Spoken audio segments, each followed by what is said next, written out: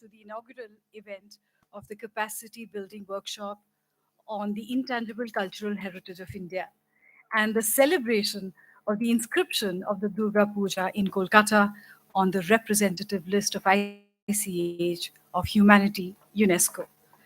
The workshop has been organized by Sangeet Natak Akademi, India's National Academy of Music, Dance and Drama, which is the ICH nodal agency in collaboration with the National Museum Institute and the National Museum, New Delhi. We are honored by the presence of Dr. Tim Curtis, Secretary of UNESCO's 2003 Convention on the Safeguarding of the Intangible Cultural Heritage. Mr. Eric Falt, Director and UNESCO representative to Bhutan, India, Maldives, and Sri Lanka. A very warm welcome. And also a very warm welcome to Ms. Lily Pandya, Joint Secretary, UNESCO, Ministry of Culture, Government of India. The non material manifestations of culture expressed in the forms of practices, representations, expressions, knowledge, skills, as well as the instruments, objects, artifacts, and cultural spaces that people distinguish as an essential component of their cultural heritage make up the intangible cultural heritage, or ICH. Transmitted through generations and constantly recreated, it reflects the variety of living heritage and cultural diversity.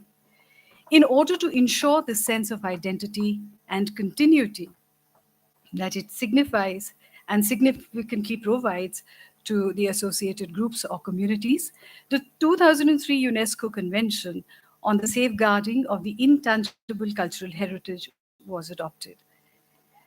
As a nation that comprises of diverse cultural expressions, India also ratified to this convention in 2005 and since then has been actively functioning towards the safeguarding and preserving of the intangible cultural heritage of India. Recently, India has been elected as a member of the Intergovernmental Committee of UNESCO's 2003 Convention for the Safeguarding of ICH. With the inscription of Durga Puja in Kolkata in 2021, India now proudly 14 elements on the representative list of ICH of humanity. In our tradition, we begin every auspicious occasion by lighting the traditional lamp. I request our special guests here to do the honors. Mr. Tim Curtis, Mr. Eric Falt, and Ms. Lily Pandya, kindly come to the stage, please.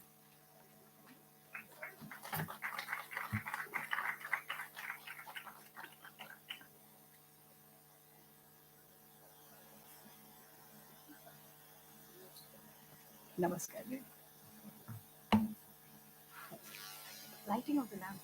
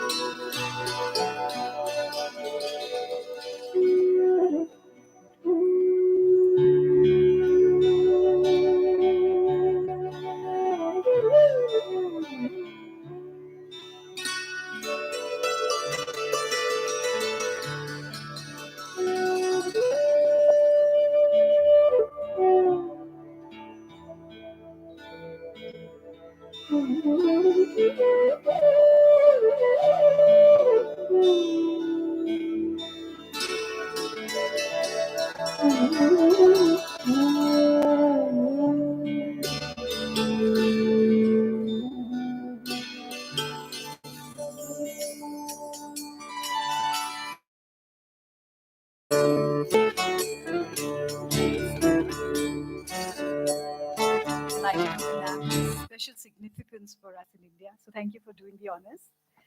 May I now request Sri Arvind Kumar, Director, UNESCO, Ministry of Culture, to welcome the guests. This also in our traditional manner.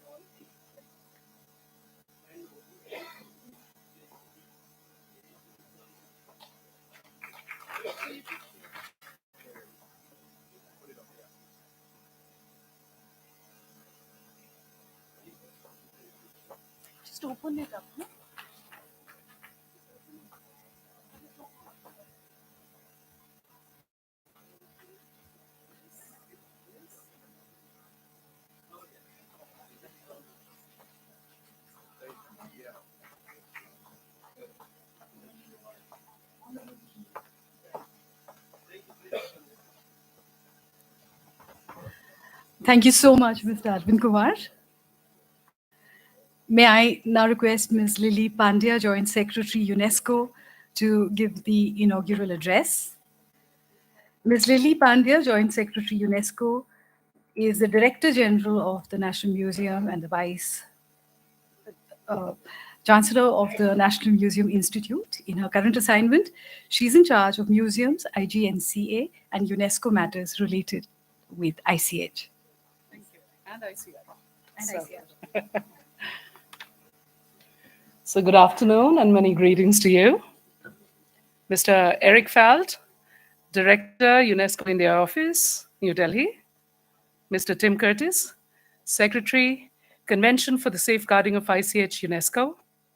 Ms. Ritu Sethi, Ms. Shikha Jain, Ms. Manvi Seth, Dean, National Museum Institute.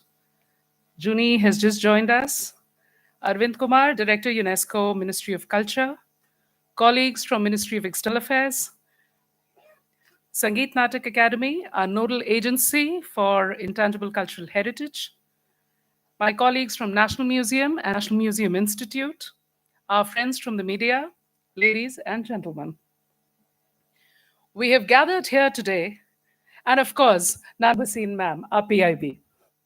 We have gathered here today to celebrate the successful inscription of Durga Puja of Kolkata in the representative list of ICH of Humanity in 2021, to launch the two-day capacity building national workshop on intangible cultural heritage, and meet and greet our friends from UNESCO.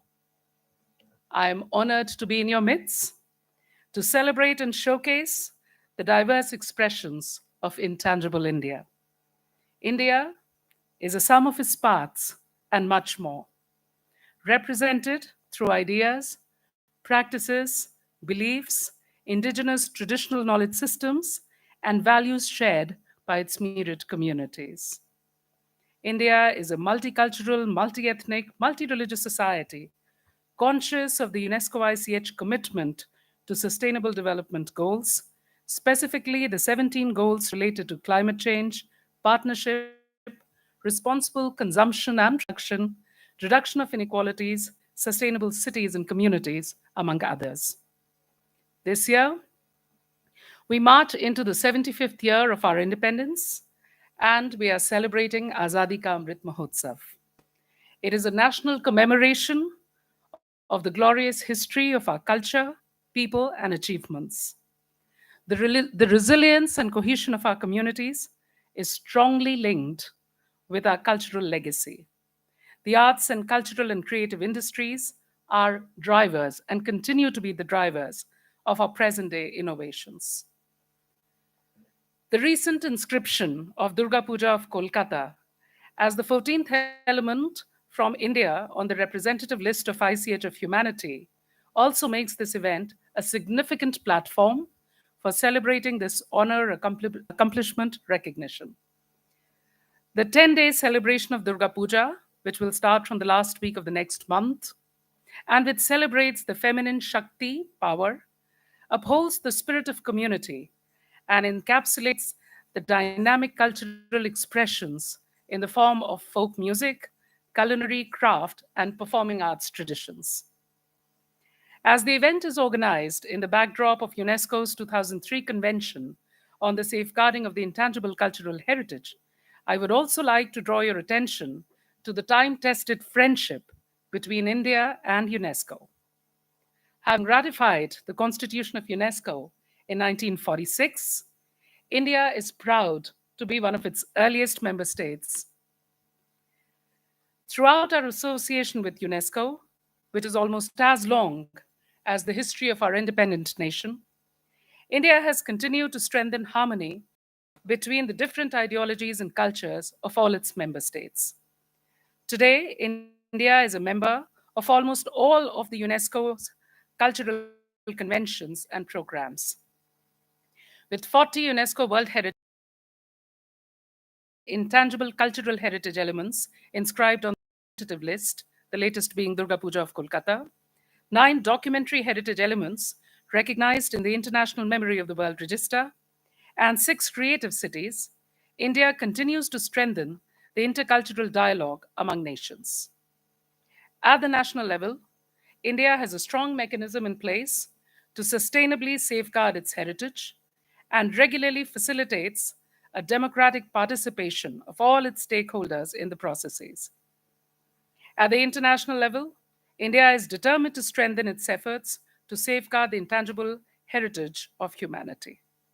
Sangeet Natak Academy, an autonomous organization under the Ministry of Culture, has been appointed as the nodal agency for the ICH matters, such as maintaining the national inventory, preparation of nomination dossiers, and so on. Since 2013-14, Ministry of Culture has also been running a scheme titled Scheme for Safeguarding the Intangible Cultural Heritage and Diverse Cultural Traditions of India, with the objective of professionally enhancing awareness and interest in intangible cultural heritage and safeguarding, promoting, and propagating it systematically. Financial assistance is provided for the activities relating to intangible cultural heritage, diverse cultural traditions of India. This 2-day capacity building national workshop comes in the wake of our recent election into the Intergovernmental Committee of the 2003 Convention. And it reflects our commitment to further the 4 aims of UNESCO ICH Convention, that is, to safeguard the intangible cultural heritage, to ensure respect for the intangible cultural heritage of the communities, groups, and individuals concerned, to raise awareness at the local, national, and international levels of the importance of intangible cultural heritage and of ensuring mutual appreciation thereof, and to provide for international cooperation and assistance. Preparing a roadmap for extensive ICH training programs at various levels of professionals, academicians, and others is a priority for Ministry of Culture. The aim of the workshop is to raise awareness levels about ICH and devise a mechanism for systematic documentation, preparation of dossiers, and academic research. Speakers and experts conducting the workshop are a mix of academicians, experts, and practitioners. The mode of workshop will be participatory, with each session having 3 components: theory about ICH, documented case study of ICH, and an activity demonstrating the actual process of ICH documentation, dossier preparation. Participants of the workshop are a mix of professionals, students, and researchers and community stakeholders, and we hope to create a format for ICH awareness among communities across the length and breadth of India. Today's inauguration essentially kickstarts a year-long series of ICH capacity building workshops and other ICH-related activities, programs, and festivals. We eagerly look forward to listening to Mr. Eric Falt and Mr. Tim Curtis. Wishing all the participants of this workshop all the very best. I thank you.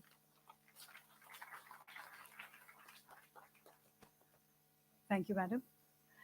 Ladies and gentlemen, since May 2018, Mr. Eric Falt has served as the Director and UNESCO representative for the UNESCO New Delhi office, which covers Bangladesh, Bhutan, India, Nepal, the Maldives, and Sri Lanka.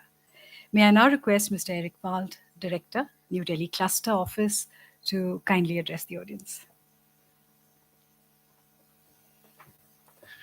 Thank you very much. Dear Lily, dear friends, it really gives me great pleasure to be with all of you today for this celebration of the inscription of the Durga Puja on the representative list of the intangible cultural heritage of humanity. This is very important, I think, to bring together all of the stakeholders and different groups who are involved in such nominations.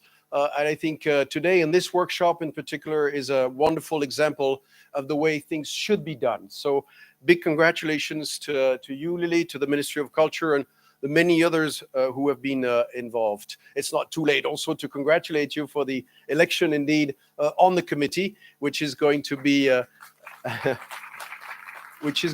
meeting later this year in Morocco. I will actually see you there because it's the end of my assignment in India after 4.5 years. I'll be moving to Morocco, but I'll have a chance to see Lily and others, hopefully for the next inscription. But I don't want to say more than that. That doesn't really have anything to do with me, but I will be with you. Over the last half years, I think we have seen how the visibility of intangible cultural heritage has risen, thanks to the efforts of the Ministry of Culture, but also all of the stakeholders. That's really my main message today, is that the convention, the 2003 Convention on Intangible Cultural Heritage, perhaps more than any other UNESCO convention, is about bringing communities to the fore with the help of all concerned. We at UNESCO are an intergovernmental organization, so we work first and foremost with governments. And of course, here in India, very closely with the government of India. And I really want to give credit to the efforts of all those who have been involved to underline and stress the importance of all these traditions. I often say that India offers more intangible cultural heritage practices probably than any other country in the world. Many of them are in need of safeguarding. So it's, of course, all of you are involved one way or the other. Here I want to stress the importance of civil society organizations, and I know that there are many in the room. Without their dedication, without their passion, we would not have been able, through the government of India, to have all these inscriptions. Of all of the recent inscriptions, what better exemplifies the involvement of all these stakeholders than the Durga Puja? Durga Puja is celebrated at all levels, at the very grassroots level, and by many other people. It's a wonderful celebration, and we are at UNESCO very proud that it was recently inscribed. So thank you again for organizing this celebration here in New Delhi. It's important to have others involved, and here I want to mention that I'm grateful also to all of the other partners who have worked with us in the past few years to raise the importance and visibility of intangible cultural heritage.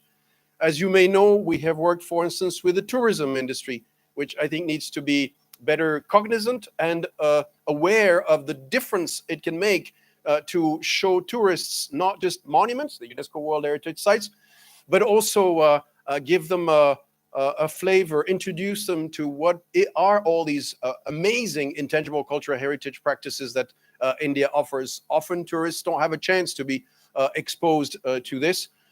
And in this regard, I want to mention the partnership that we created with IHCL, the Taj group of hotels and other hotels, with whom we have started to showcase ICH practices around the country. Some of you, I'm sure many of you, know that earlier this week, we also launched a very groundbreaking and novel partnership with Royal Enfield, the motorcycle company, to try to see how to bring to light also the wonderful ICH practices of the Himalayas. And we are hoping to start next month with a spotlight on the Northeast. I think it's very important also to be able to look at all of the regions. India has so much to offer in this regard. So I don't want to speak too long. I just want to say again, thank you for organizing this workshop. It's very important to bring people together, all of the stakeholders together. Sometimes we don't have a chance, or we don't have enough fora at the national level to come together. And I think this will make a difference. I want to perhaps also use this opportunity to mention that next month we'll also have an intangible cultural heritage event at the regional level that we'll organize in Udaipur, bringing a number of representatives from various countries of the region together to reflect at the regional level about the importance of ICH. So I think with all this awareness raising, with all this mobilization under the leadership of the Ministry of Culture, ICH has a very bright future, and all of the practices, the traditional practices that we know India has to offer, will continue to exist for many years and not just be safeguarded, but shine a light in India and around the world. Thank you very much. Thank you, Mr. Paul. India does have a very bright future with ICH, as does ICH in the entire world. We will now come to the special part of this program, which is a presentation of a dance form to celebrate the inscription of Durga Puja in Kolkata. But before that, I request the guests to take their seats on the front row, please.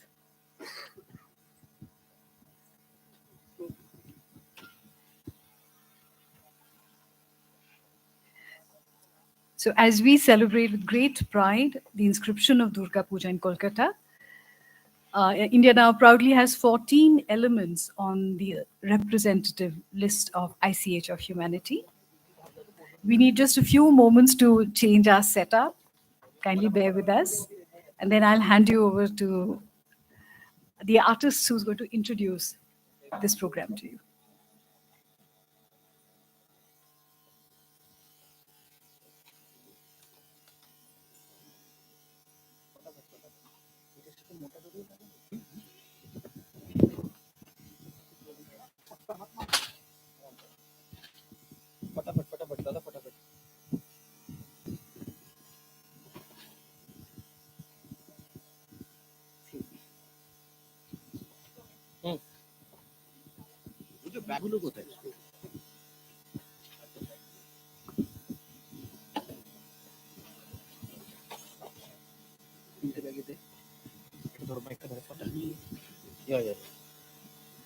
বাবা সেটআপটা করছে, এদিকটা চলে আসো, এদিকে চলে আসো। তো একটা plan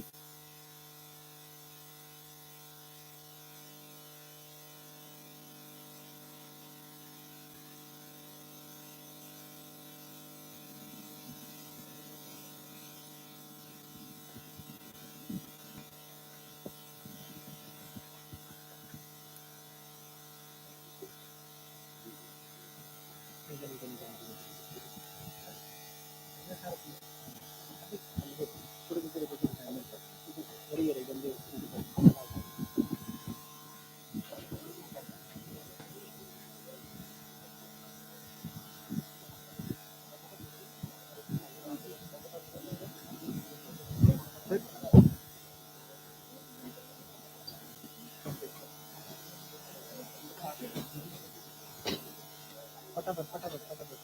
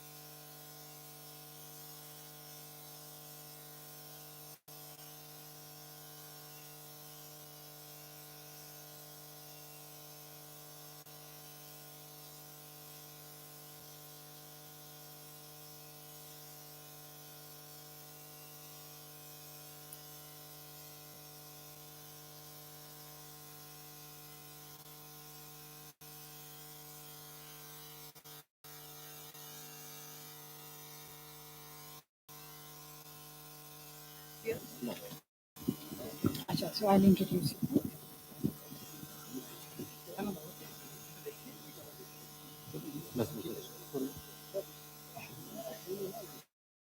Tell him to put it on.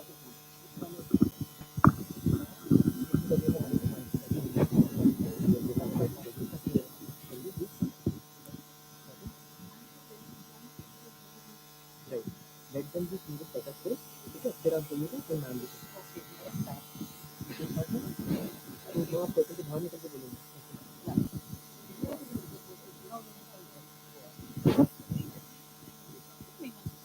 ठीक है। Ladies and gentlemen, we now present the dance ballet Devi Rising, and to tell you more about this dance ballet, I now introduce you to Ms. Gauri Basu. Thank you very much. And welcome to this evening's presentation, Devi Rising. Ya Devi Sarvabhuteshu Matri Rupeno Sangsthita. Namastasai, Namastasai, Namastasai, Namo Namaha. Utsav in Bengal is synonymous with Durga Puja. From end September, the white fields of Kash flowers and the clear blue skies of Sharad send out their invitation to Bengal's most celebrated daughter, who visits her earthly abode just once in the year. Her homecoming is not just a festival, it is a celebration of our traditions, our customs, and our culture. Amidst the soft caress of the autumn breeze and the mesmerizing fragrance of the shiuli flowers, Devi Ma enters in all her resplendent glory. Her visit is not just a celebration, and this celebration is accompanied by the sounds of the dark. And these sounds of the dark also capture the many moods of the Devi, frenzied, calm, plaintive, and nostalgic. Durga is not just the mother goddess. She is the symbol of Shakti. She is the symbol of the triumph of good over destructive evil. Ya Devi Sarvabhuteshu Shakti Rupeno Sangsthita. Namastasai, Namastasai, Namastasai, Namo Namaha. This year, the celebration of Durga Puja is very special because it has been inscribed in the UNESCO representative list of the intangible cultural heritage of humanity. The traditional craftspersons, the traditional artisans, and the traditional designers all come together to create the ambience where we can welcome the Devi. But it is a festival which everyone enjoys irrespective of their cultural, social, or religious beliefs. Folk music, performing our traditions, delicacies from Bengal's rich culinary repertoire add to the dynamism of the festival. Durga Puja, as I've already said, is not just a celebration. It signifies an overwhelming wave of devotion which carries with it the devotees and the revelers alike. As we get ready this year to worship Durgati Nashini, the remover of all evil, let us pray for peace and brotherhood in this world. Ya Devi Sarvabhuteshu Shanti Rupeno Sangsthita. Namastasai, Namastasai, Namastasai, Namo Namaha. Ladies and gentlemen, we present Devi Rising, choreographed by Sharmila Vishwash.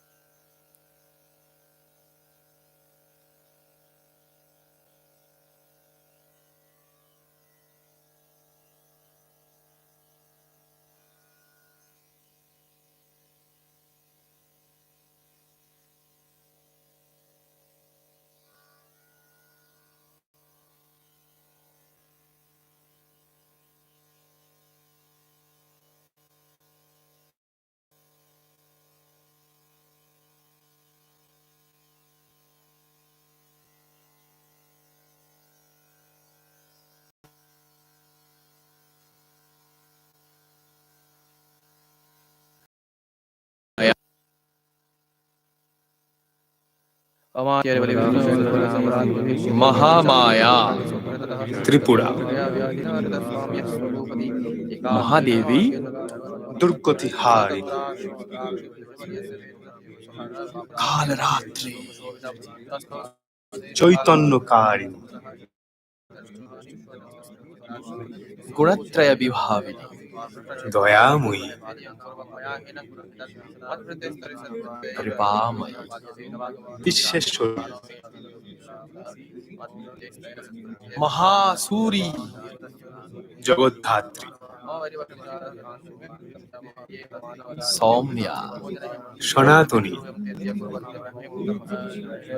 Bhagwati नित्या परमेश्वरी ब्रह्ममयी जय मां जय मां जय मां।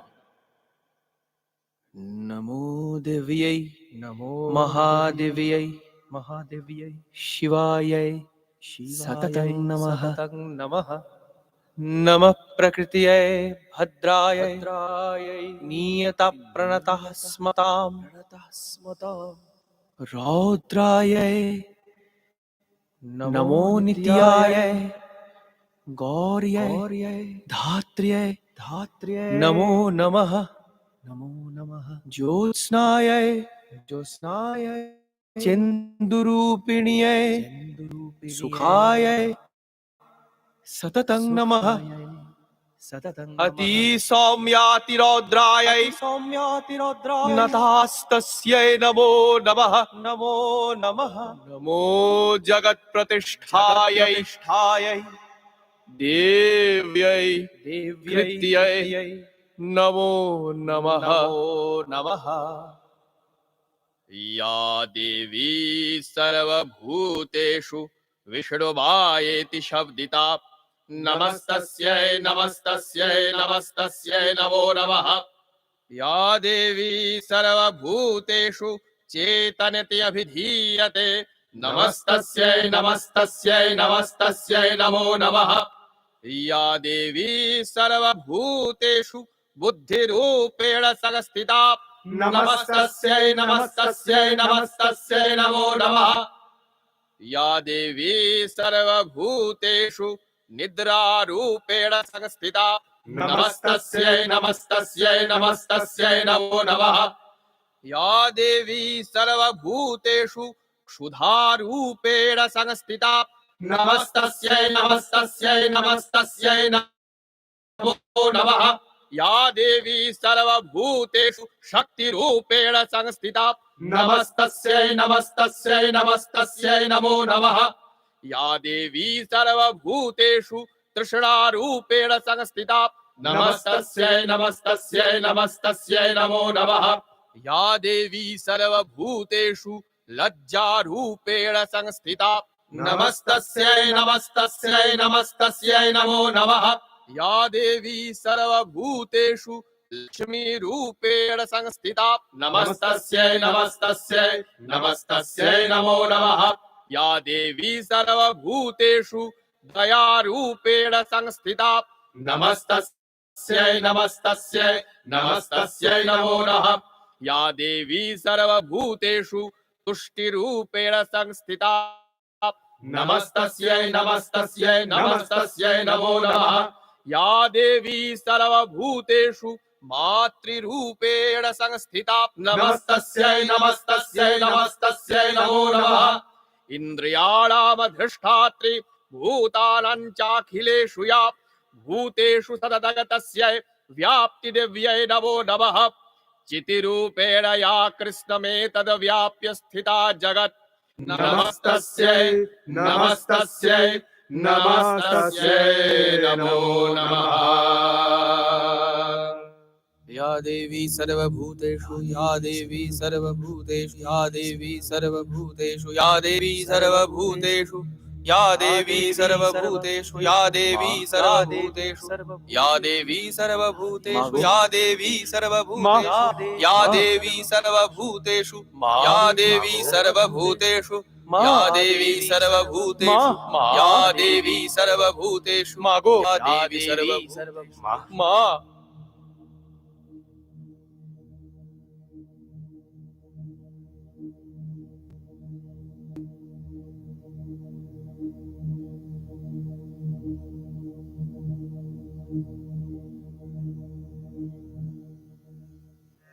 জুহার গো মা জোহরে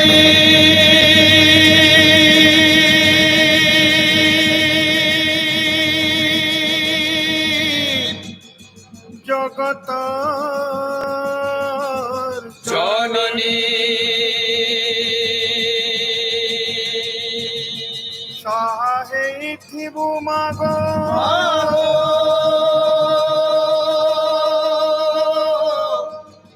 ত্রিশূল ধারি হারিণী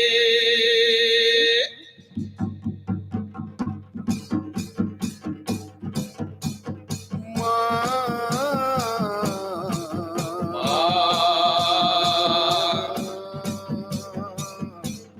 তোর পাদে করুছু ধরি।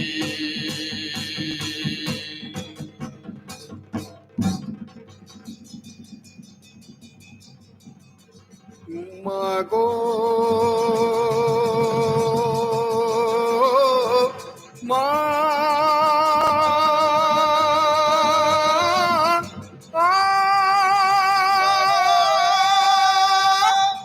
মা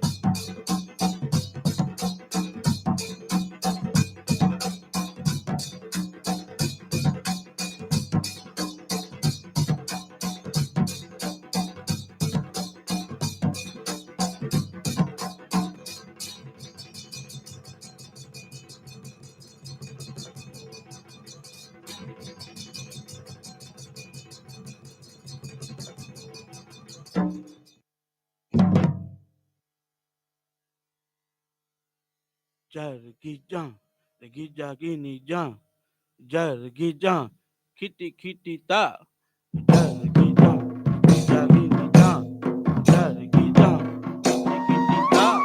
ভারত তারিণী গোষ্ঠ উদয়া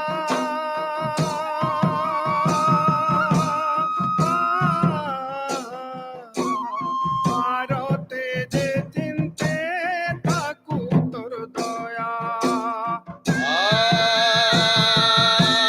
ভারত তারিণী গোষ্ঠ উদয়া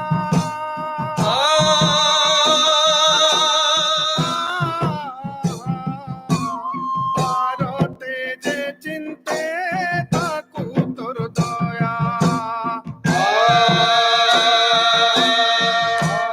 ভারতে অচিম বিনু গোমা ভারতে অচিম বিনু গোমা আদি অন্নপূর্ণামা তাহা তু জাণু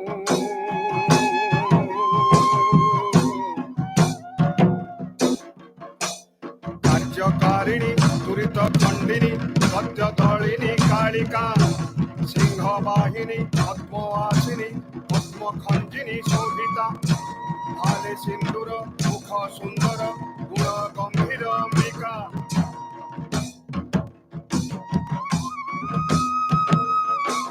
গোমা জলকে বসনে তো হীরা কণিকা জয় গোমা জলকে বসনে তো হীরা কণিকা জয়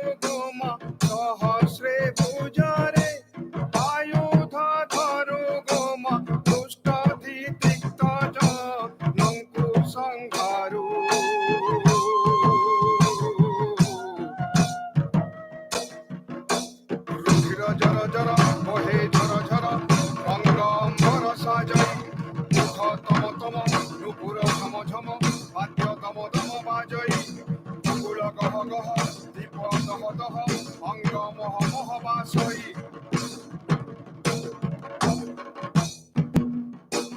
গোমা চড়কে তিনি ভুবনে ভ্রমু তুহি জয় জয় জয় জয় জয়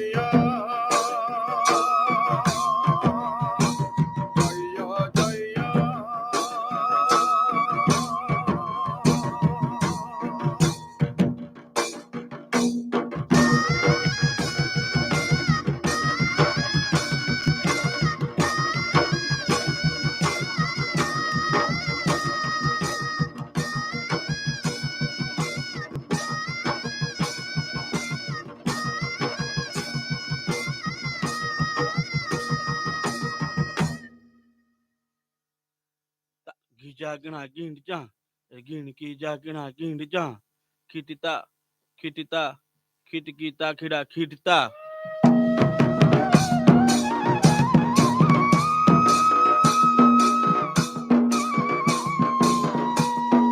रूपम देहि जयम देहि जसो देहि द्विषो देहि रूपम देहि जयम देहि जसो देहि द्विषो देहि रूपम देहि जयम देहि जसो देहि द्विषो देहि रूपम देहि जयम देहि जसो देहि द्विषो देहि रूपम देहि जयम देहि जसो देहि द्विषो देहि रूपम देहि जयम देहि जसो देहि द्विषो देहि रूपम देहि जयम देहि जसो देहि द्विषो देहि रूपम देहि जयम देहि जसो देहि द्विषो देहि रूपम देहि जयम देहि जसो देहि द्विषो देहि रूपम देहि जयम देहि जसो देहि द्विषो देहि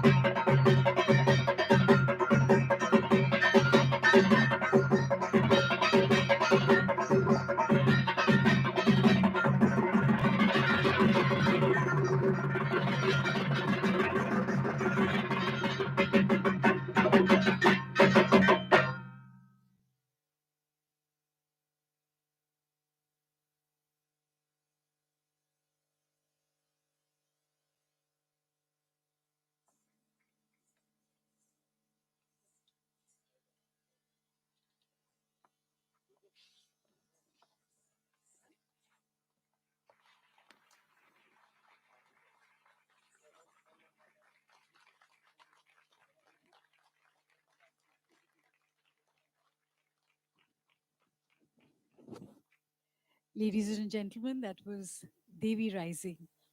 We would like to felicitate the artists and to do the honors. May I request Mr. Tim Curtis and Mr. Eric Falt to come to the stage, please, and also Ms. Lily Pandya. Kindly come to the stage, please.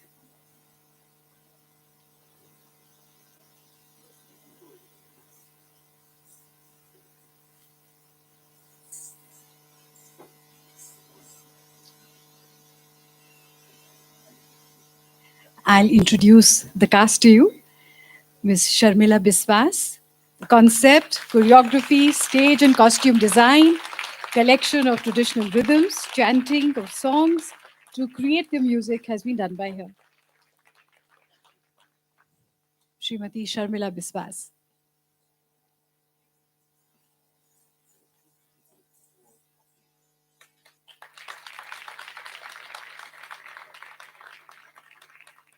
The lead dancers, Monami Nandi,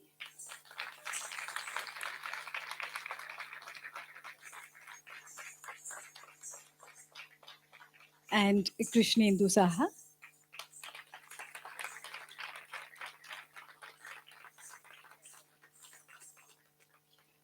The lead voice, Srijan Chatterjee.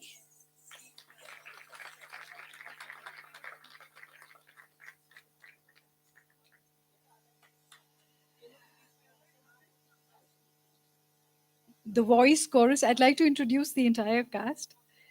The voice chorus, Roop Das and Raj Das. Rhythm, Somnath Roy, Chandrasekhar Dubey, Shashank Shekhar Dubey. The light design, Sandeep Datta. I think he's somewhere at the back. Performers on stage, Rahul Dey, Chandan Roy, come Dada. Kaushik Das.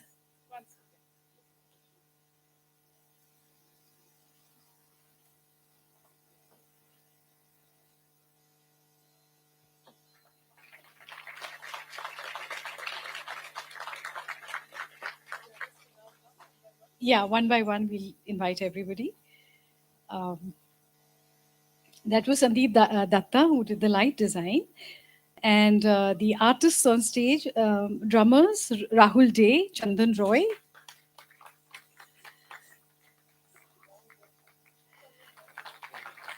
Kaushik Das. Saptadeep Roy.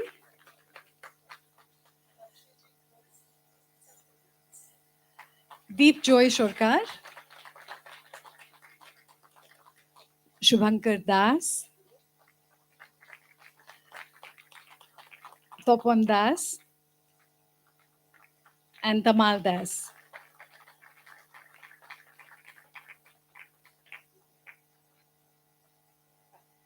The supporting dancers, Lopamudra Roy Chaudhary, Shanga Shaptaka Day, Trishita Mukherjee,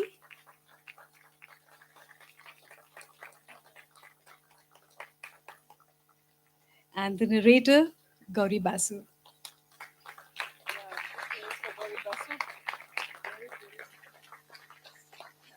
Gauri Basu, take a bow, please. Come.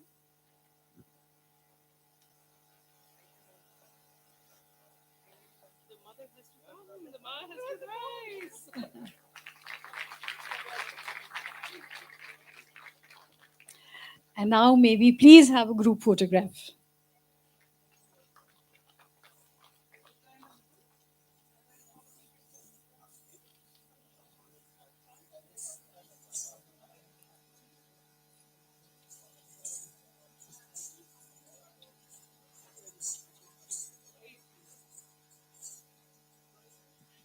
A big round of applause for our artists and for Devi Rising.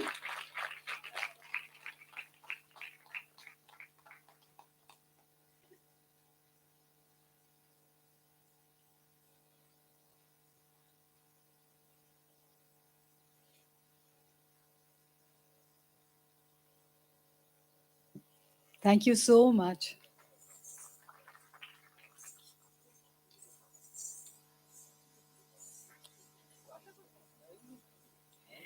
Ladies and gentlemen, we will present an ICH film in just a few moments. We just need to change the setup.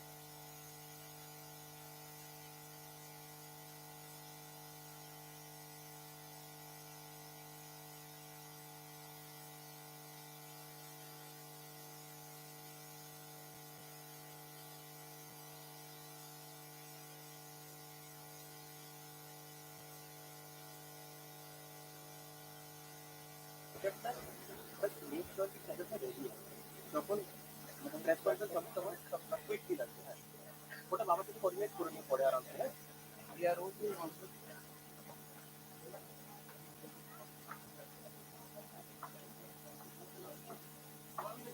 नहीं नहीं अभी नहीं जी Aditya uncle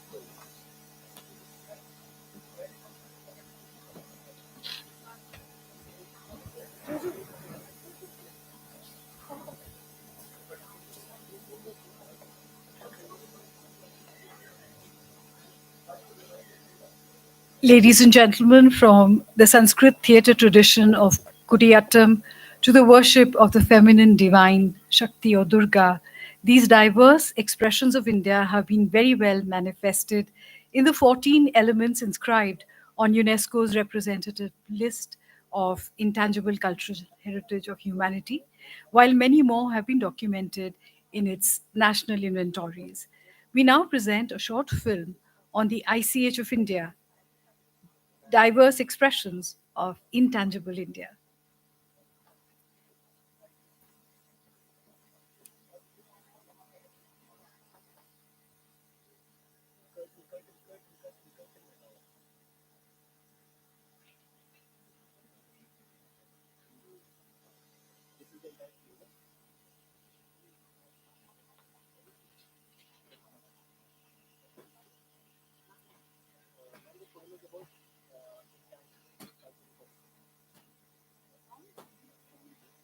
It's not a film by actor, it's a film by you.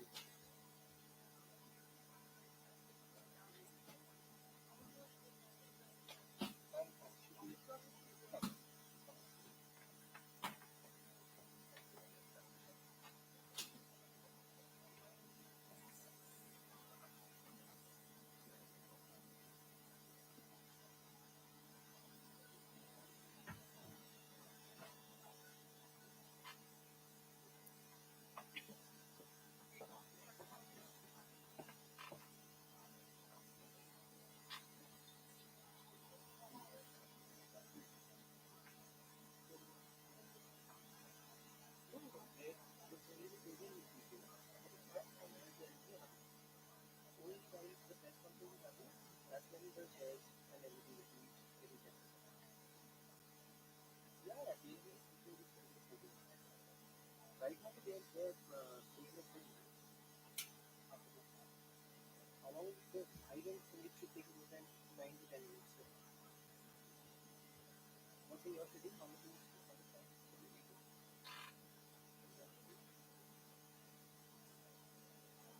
Yeah, it's from 3:06 to 3:30.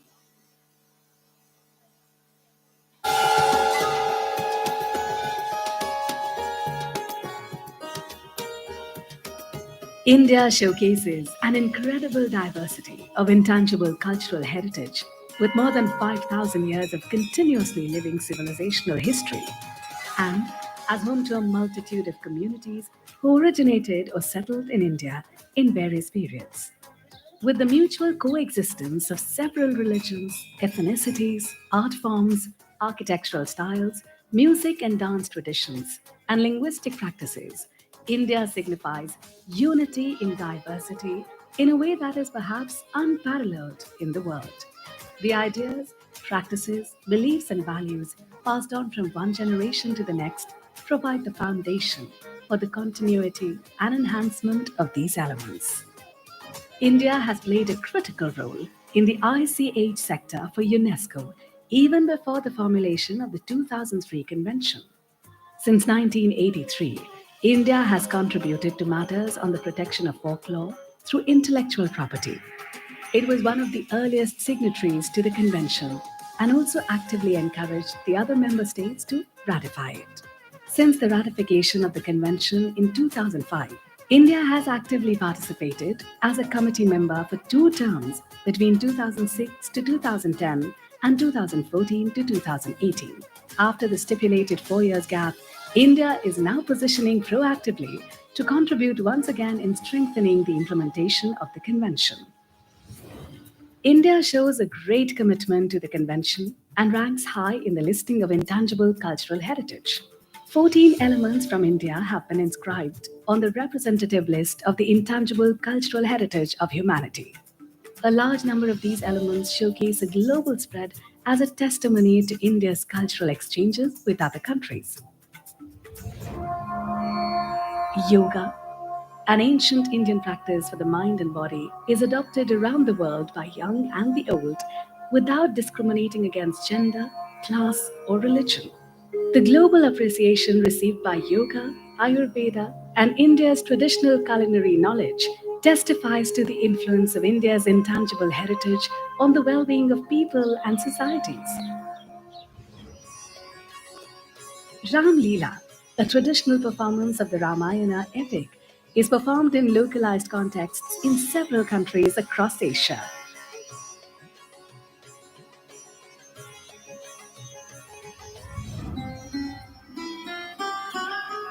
Navroz, a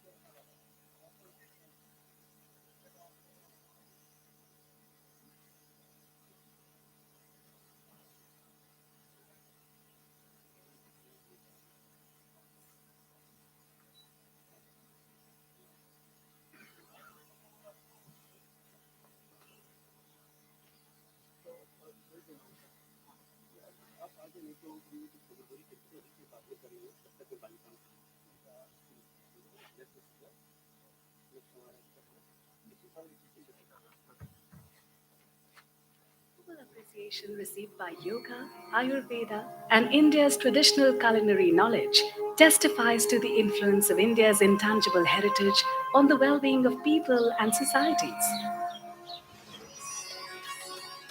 Ram Leela, a traditional performance of the Ramayana epic, is performed in localized contexts in several countries across Asia.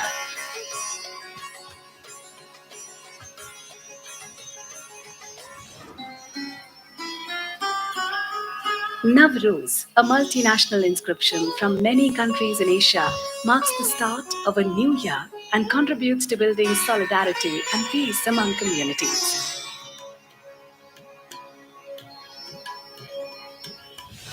The Kumbh Mela is the largest peaceful congregation of pilgrims on earth, during which participants bathe or take a dip in a sacred river.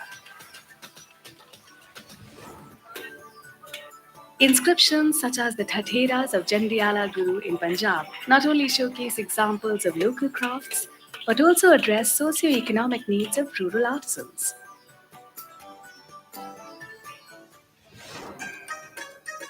This is a mere glimpse of the golden repository of India's intangible cultural heritage. Besides these, several other significant elements covering dance forms, rituals, and crafts are recognized in the UNESCO list, and many more on its national list. In addition to its thousands of incredible monuments, India holds an amazing treasure trove of intangible cultural heritage. Because of the size of the country and its diversity, it truly stands in a category of its own. Nowhere else in the world can you find so many proud traditions, whether it is in the performing arts, theater, dance, music, in terms of social practices and festivals, and, of course, arts and crafts. I often say that its living heritage represents a true gold mine for India. India has formulated a clear vision and roadmap for ICH, brought together with its various active government organizations in the field. Currently, it has 7 prominent government agencies under the Ministry of Culture working on various aspects of ICH, along with financial incentives for the ICH knowledge bearers. They also receive collaboration and support from other ministries, such as the Ministry of Textile and Handicrafts and the Ministry of Tribal Affairs. India follows an exhaustive process for updating its inventories of intangible cultural heritage, involving stakeholders' consultations at all levels. It also undertakes regular education and awareness raising programs for effective transmission of traditional knowledge. India has a rich resource for ICH research through its various institutions under the Ministry of Culture, as well as several universities under the Ministry of Education. The National Education Policy 2020 further includes a clause for inclusion of liberal arts with all disciplines, thus encouraging more institutional collaborations for ICH. India showcases its living heritage through a strong network of various stakeholders, including institutions, non government organizations, groups, individuals, researchers, and scholars. India has 7 UNESCO accredited NGOs, some of which are constantly working towards safeguarding ICH and fostering sustainable development through ICH in South Asia. With this forward looking vision, extensive network of organizations, and vast resources for ICH, India is fully prepared to contribute to the objectives of the Convention and encouraging more enabling environments for its implementation.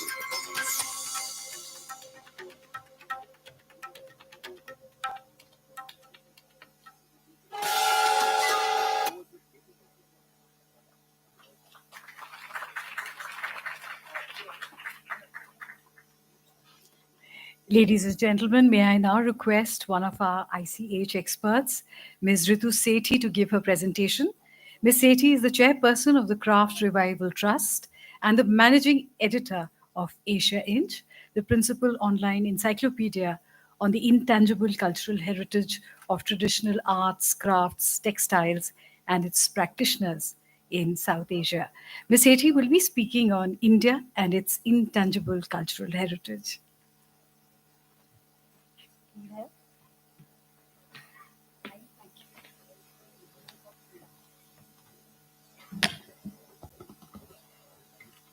Honored guests from UNESCO, Lily Pandya, colleagues from the Ministry of Culture, Sangeet Natak Academy, and friends and fellow travelers from the ICH world.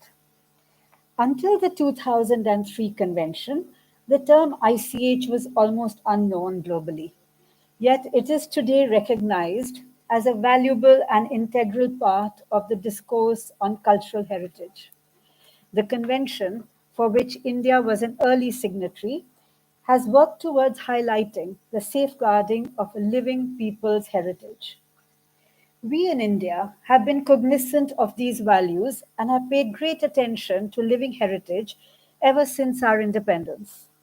Nothing underlines it more than where we meet today, in this wonderful oasis where we see aspects of India's culture. But I would like to draw your attention to the fact that what we see in the National Museum galleries, from miniature arts, the cast bronzes, the jewelry, the Buddhist arts, the paintings, textile repositories, the pottery, and the many, many other themes all continue to be the living ICH of the peoples and the communities of this country, connected to their everyday, to their rituals, to performances, events, and to nature and universe. And surrounded in this 3-kilometer radius, and indeed across the country, there are other institutions set up right from the 1950s onwards that are dedicated to ICH. In fact, much before the word ICH was even coined. In fact, across India, organizations, communities, and individuals have worked tirelessly over the decades towards safeguarding of this lived intangible heritage. Having said this, as we emerge from the shadow of COVID-19, I think we need to redouble our efforts as individuals, communities, civil societies, governments, and international agencies to safeguard this incredible inheritance. And I hope on this day and in our 75th year of independence, as we are all gathered here, I hope we can take this opportunity to rededicate ourselves to this purpose. Thank you.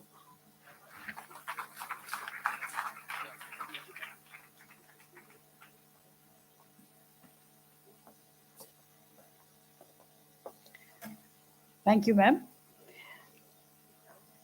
I just want to let the audience know that after the program is over, we will have a small press conference for the media personnel here. You can ask your questions to all our experts. But before that, we have a couple of speeches. I first would like to invite Professor Manvi Seth to make her presentation. Professor Manvi Seth is Professor and Head in the Department of Museology, National Museum Institute. She will be speaking on ICH challenges and future prospects.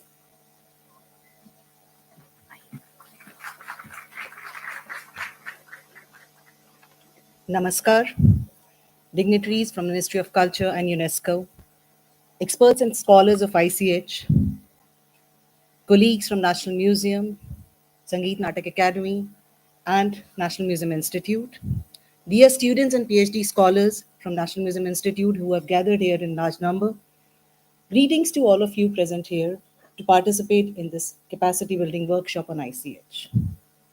In Prague this week, on 24th August, the Extraordinary General Assembly of the International Council of Museums, ICOM, has approved the proposal for the new museum definition.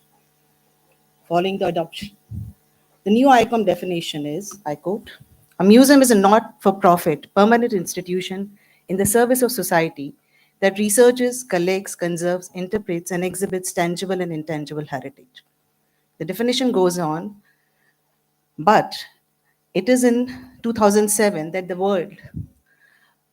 world saw the inclusion of intangible cultural heritage in the definition of museums. ICOM, established in 1946-47, is a global organization for museums.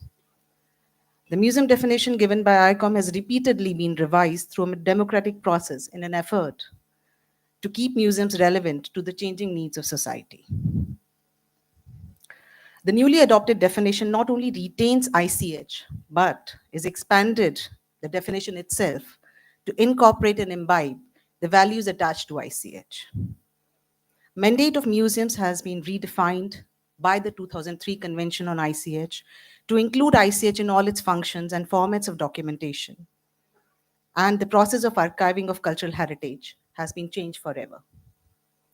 UNESCO Convention on Intangible Cultural Heritage, brought in 2003, has changed and challenged the field of museology and perceived functions of museums ever since.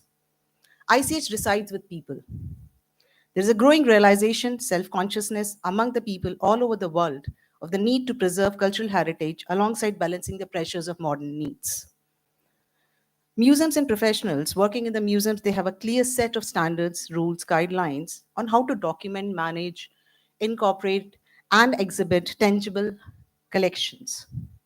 For ICH to be fully incorporated, documented, represented, and exhibited in museums, the road is just being laid.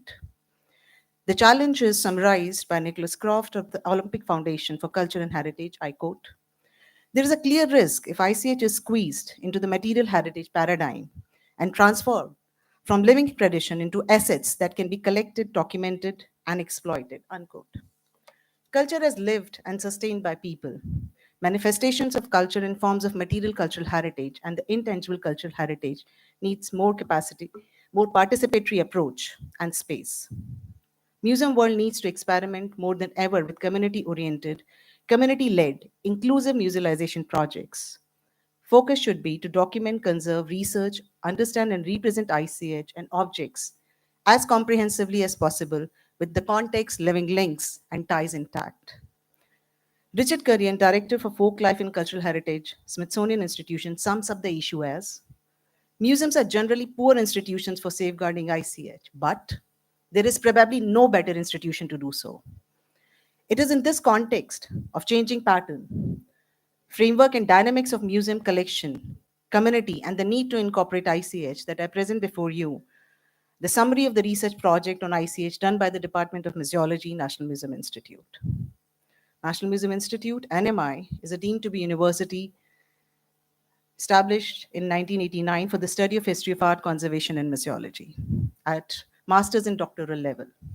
The Department of Museology is aimed towards exploring and researching contemporary issues of museology and related fields and create academic resources for students, researchers, and professionals in the field. Museology as a discipline is as multifaceted and interdisciplinary as its fields. The museum. It becomes a responsibility of the discipline to define the future of museums, its ever-changing relevance, and its relationship with the society and people, and now to guide museums how to incorporate ICH in their functions. Since 2012, the Department of Museology NMI is working on the documentation of ICH in the regions of Uttar Pradesh and Ladakh in India. The department has been working with the people, professionals, and community of these two regions for developing the inventory of ICH and is working towards imparting training and conducting research on ICH. The purpose of the project has been to explore the range and nature of ICH in the Indian context, test their formats, forms, and domains, and list the ICH elements of these two regions as models for other such studies. The documentation of ICH is being done as per the 5 ICH domains set up by UNESCO. The consideration used are the context of creation, intended or original use of cultural heritage resources by the society or community. Ladakh, a union territory of India, is one of the highest inhabited places on earth and one of the most unique landscapes in the world with an equally unique culture. Such regions and cultures are to be studied, documented, and data and results are to be used for evolving community-based methodologies.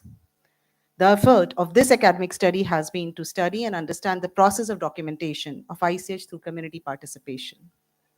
For the purpose of documentation, ICH of Ladakh, NMI has an MOU with Central Institute of Buddhist Studies, Choglamsar, Ladakh. NMI also has an office of Ladakh Studies Research Center in CIBS. The Ladakh Autonomous Hill Development Council has been a constant partner in all its activities.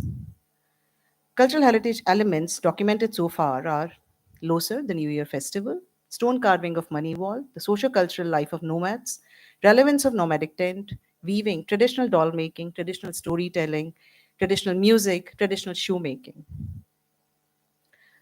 ICH of traditional architecture, traditional agricultural practices and associated rituals, Buddhist chanting, and the festival of Nowruz, and some more. The documentation has been done through field data collection, discussion, through community workshops, and training. The project has so far resulted in one exhibition, an international exhibition, one international seminar, 3 capacity building programs, 4 films, publications, and workshops. And now, this year, for the first time, a community museum of Ladakh has been set up in Gaya Sasoma village as a result of this project. At some point along the documentation of ICH, people of various villages in Ladakh started bringing out traditional objects. For them, the objects are part of the larger whole of living heritage and ICH. People of Gaya Sasoma village and the nomadic community in the Kargyam region have been one of the first to express desire for a small museum in their respective village and settlement. They realize that the heritage, natural and cultural, of the region is unique. The community envisage a platform not merely for preserving physical collections, but for connecting the younger generation with their own identity, for stimulating dialogue on present issues concerning nature and culture, for providing a mechanism for understanding, channelizing the future course of cultural change. Substantial compilation and listing of material heritage, architecture, and ICH, and presence of potential collection led to the idea of setting up of the community museum at Gaya Sasoma village. It's a deconstructed notion of how a museum should be by a people, majority of whom have never seen a museum. The first community museum at Gaya Sasoma was inaugurated this year on 3rd April 2022. The community museum has been set up in collaboration between National Museum Institute, Women Alliance Sasoma, Ladakh Autonomous Hill Development Council, Leh. The entire collection of the museum at Gaya Sasoma is donated by villagers, and the house in which this museum is set up also belongs to the villagers. Showcase in the museum are traditional utility items, textiles, and dresses, antiquities from everyday life of Gaya Sasoma. The museum also displays and interprets the Ladakhi house, its various architectural spaces and features, and the use of each of these in the Ladakhi life. ICH of Gaya Sasoma is showcased through audiovisual mediums in the museum. The films from ICH playing in the museum are about the villagers and their culture. These films have been made by their participation. It's about them and it's for them. It's very interesting to see that the ICH here has become a catalyst for the community to grasp and approach the tangible collection and the idea of museum and archives.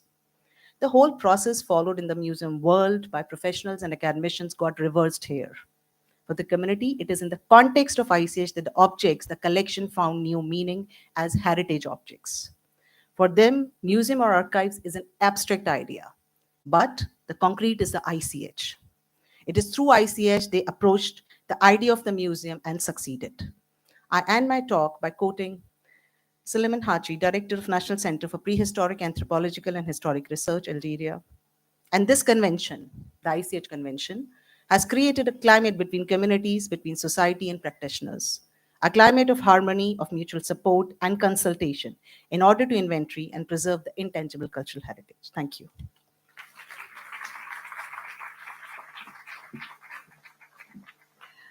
Thank you, Professor Seth. May we now request our special guest, Dr. Tim Curtis, to address the audience. Dr. Tim Curtis is the Secretary of UNESCO's 2003 Convention for the Safeguarding of the Intangible Cultural Heritage and the Chief of the Living Heritage Entity of UNESCO. He has been working in the field of culture in international contexts for over 20 years, firstly as a cultural anthropologist, and then for UNESCO on numerous international programs related to culture in the fields of heritage, cultural industries, cultural policies, and culture and development. He was appointed to his current position as Secretary of the 2003 Convention for the Safeguarding of the Intangible Cultural Heritage in January 2016. Dr. Tim Curtis.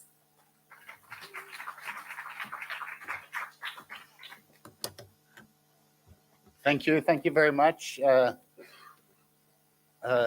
Lily, thank you for the invitation. It's really a great honor, but also a pleasure for me to be here on behalf of UNESCO today on this very special occasion.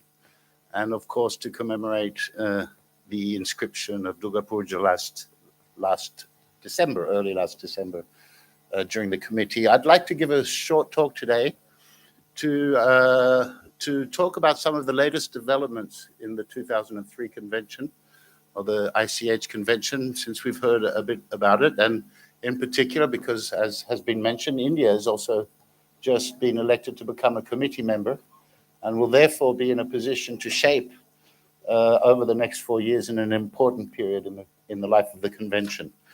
I'm just going to try to master this, but I'm not sure. 1 minute.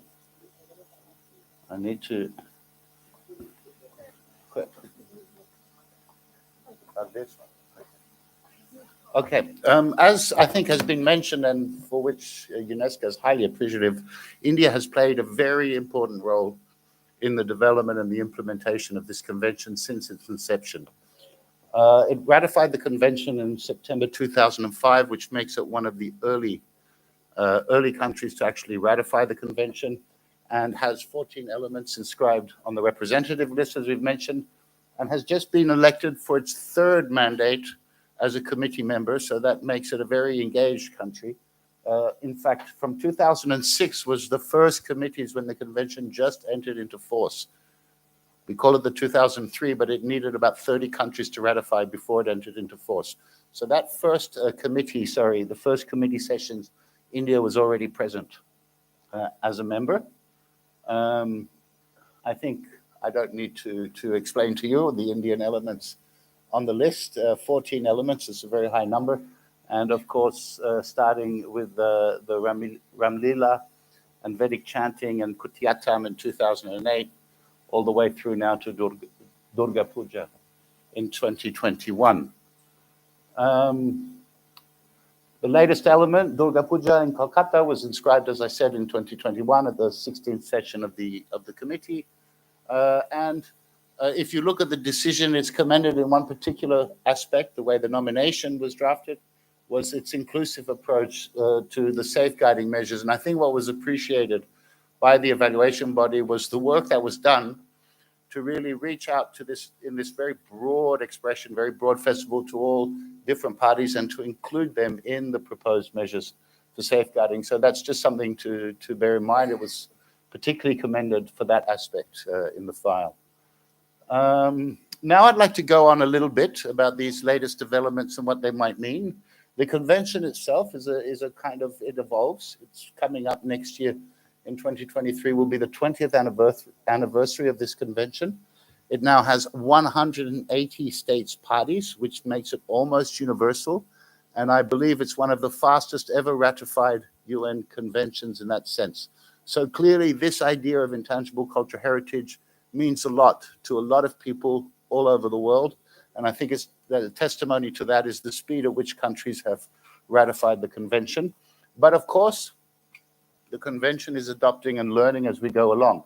So we just had the 9th session of the General Assembly, which was the session in which India was elected for the next 4 years, and some important revisions to the operational directives. And those revisions are really related to a 2 or 3 year process we did on the listing mechanisms to see. There was an intergovernmental working group. This was funded by Japan, and with an inclusive and broad-based reflection on how to perhaps improve, review, refine, learn on the whole listing mechanisms of the convention. There was some discussion whether criteria should be changed. So in the end, all the criteria have been maintained, except one criteria in the register. I won't get into the details here.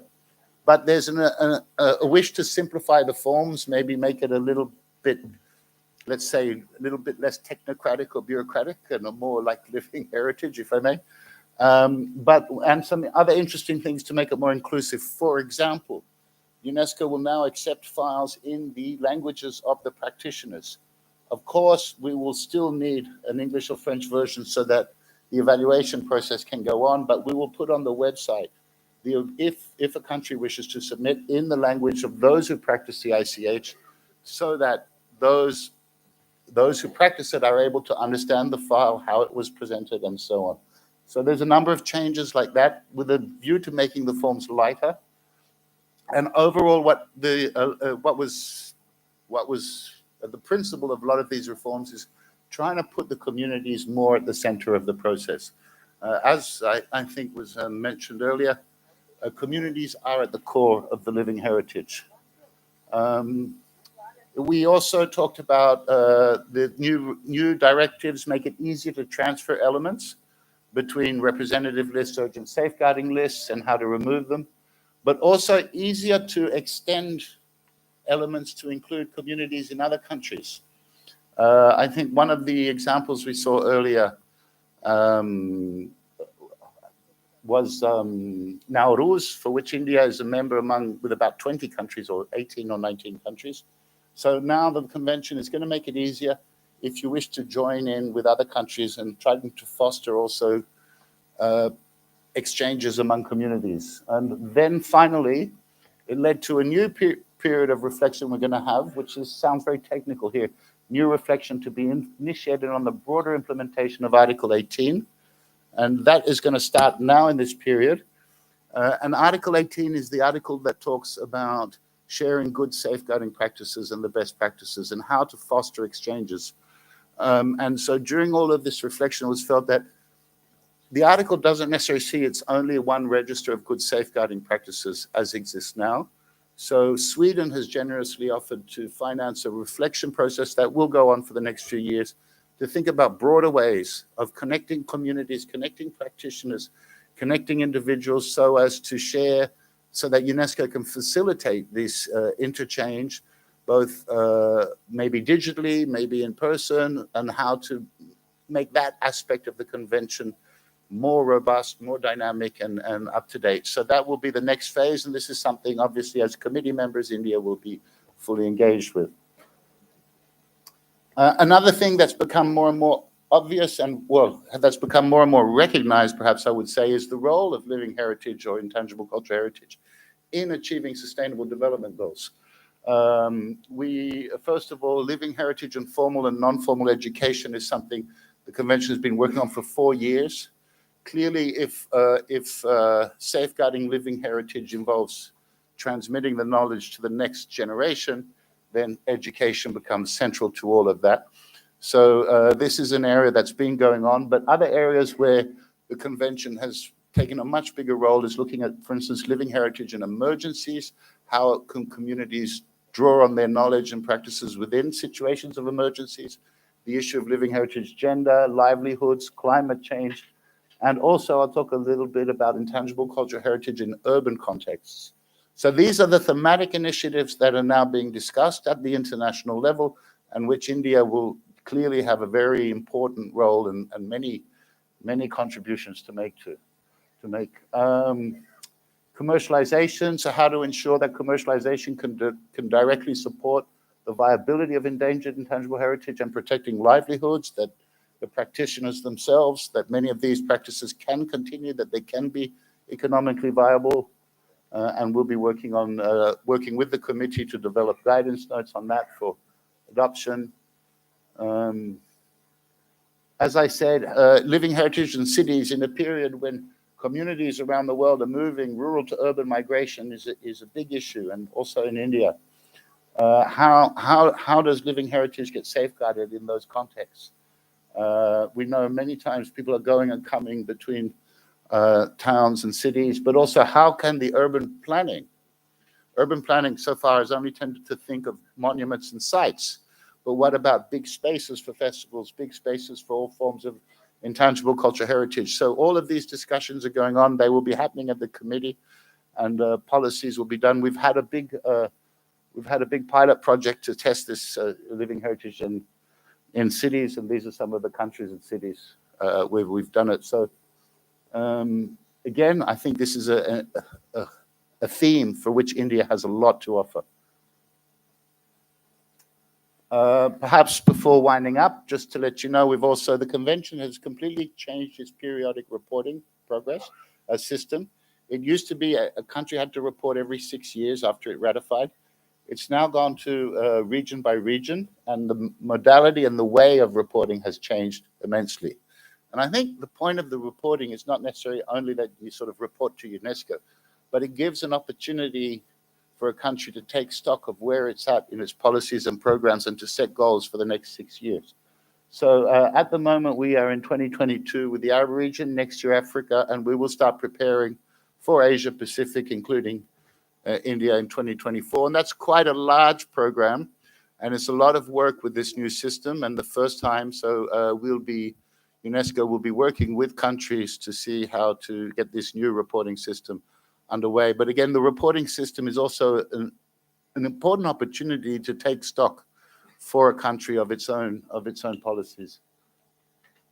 So, as I said, we're just elected now at the General Assembly, very active. India has been incredibly active in the committee, and we are very grateful for that. And we took note of the statement made by the Indian delegation upon election that India's goals for the next 4 years will be fostering community participation, strengthening international cooperation through intangible cultural heritage. And I think India can also help other countries in intangible cultural heritage safeguarding, promoting academic research and aligning the work of the convention with the United Nations Sustainable Development Goals. So I think it's going to be a very exciting period ahead. Lots of things are happening in this convention, and we look very much forward to a strong input and engagement from India. So the next one, who knows? I can't say now. I'm not in a position to say what will or will not be inscribed. It goes to a separate evaluation body. There are 12 experts, 12 civil NGOs, 6 NGOs and 6 appointed experts, one from each of the UNESCO regions, so it's very balanced. And these are the people who collectively read all the nomination files and make a recommendation for the committee, who then either decides to inscribe or not. The file at this moment has I think we've just sent a letter on the technical completeness. We in the Secretariat, we check everything on the technical completeness. I think there's been an exchange. This is the normal process, and it will be examined by the evaluation body in the middle of next year and presented for inscription but to the committee at the end of next year. So, ladies and gentlemen, it's again a great honor and a pleasure for me to be here. And I think, as has been said also by Eric, the director of our office, India has so much ICH. India is incredible when it comes to the vast, the breadth and diversity of the living heritage.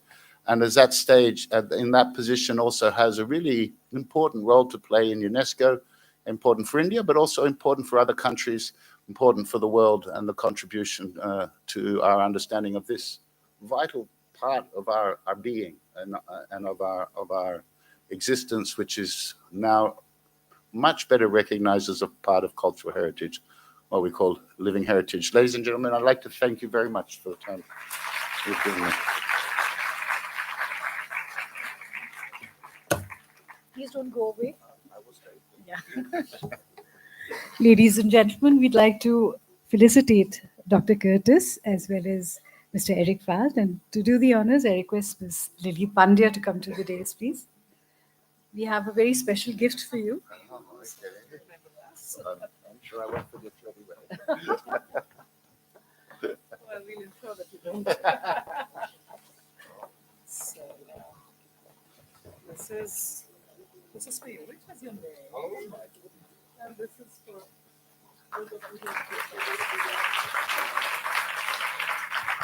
This is an image of the goddess Durga, and this is Dokra art, which is special for this occasion.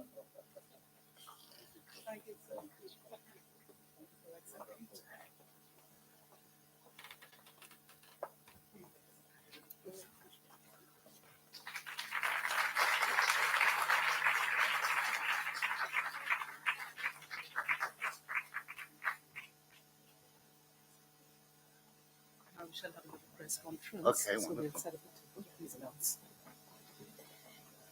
Ladies and gentlemen, we'll have a small press conference, but for that we need to set up the stage once again, so kindly bear with us in another 2-3 minutes.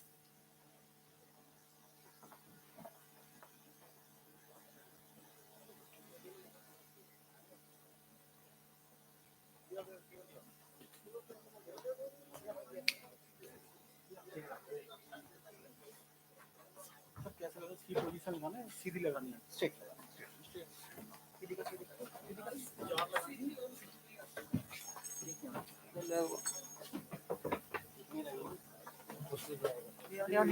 कुर्सी भी ले आओ दोनों चार थोड़ा gap करते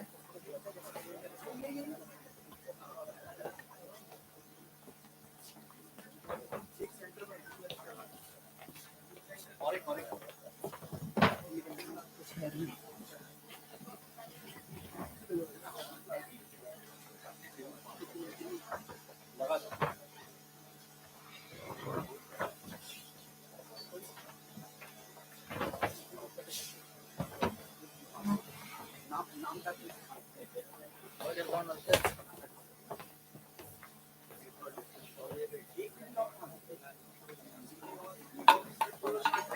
यार क्या कर रहे हो तुम अरे नहीं चार बोला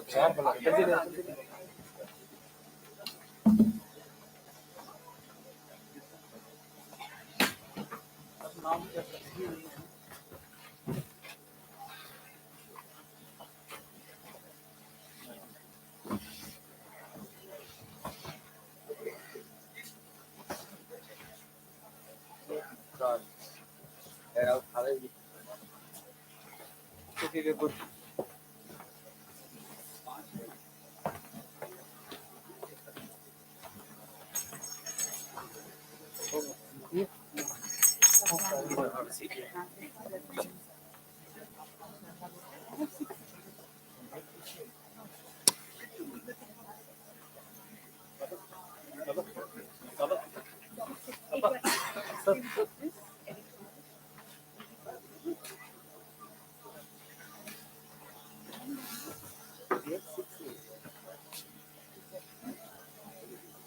I'll just call it.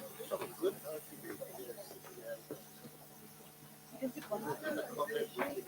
Yeah, mics are all online. Okay. No, is there a mic? Yeah, well, busy. It's a quite a busy job. Which is hybrid life. Yeah, Not only are you on Zoom or online, but you work in the office.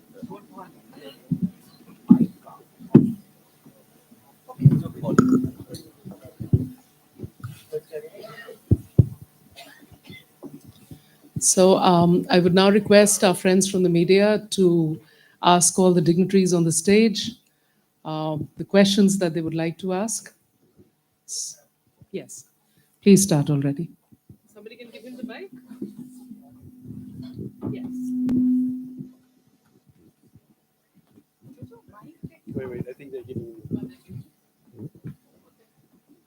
Now they're giving you one. Yes, sir. This is for Mr. Fault. So, what will be the next UNESCO heritage site after the Simla heritage? There is not a single site has been recognized as a World Heritage Site. Can we expect any further site to be recognized as World Heritage Site? You're talking about World Heritage Site. Yes, sir. It's a little bit outside of the topic for today, but I'm happy to try an answer. What is your question exactly? Question is that after Simla heritage line, railway line, not a single heritage has been listed as UNESCO's World Heritage Site. I'm not sure I understand. I mean, every year, India, like any other country, has the possibility to nominate a site and get one site inscribed. So this process is going on. As you know, the session of the World Heritage Committee this year has currently been suspended, so we don't know exactly when it will happen. But with a little bit of luck, if all the stars are aligned, India would have a chance to get one more site, World Heritage Site. Currently, India has 40. So let's wait and see. That's the best answer I can give you.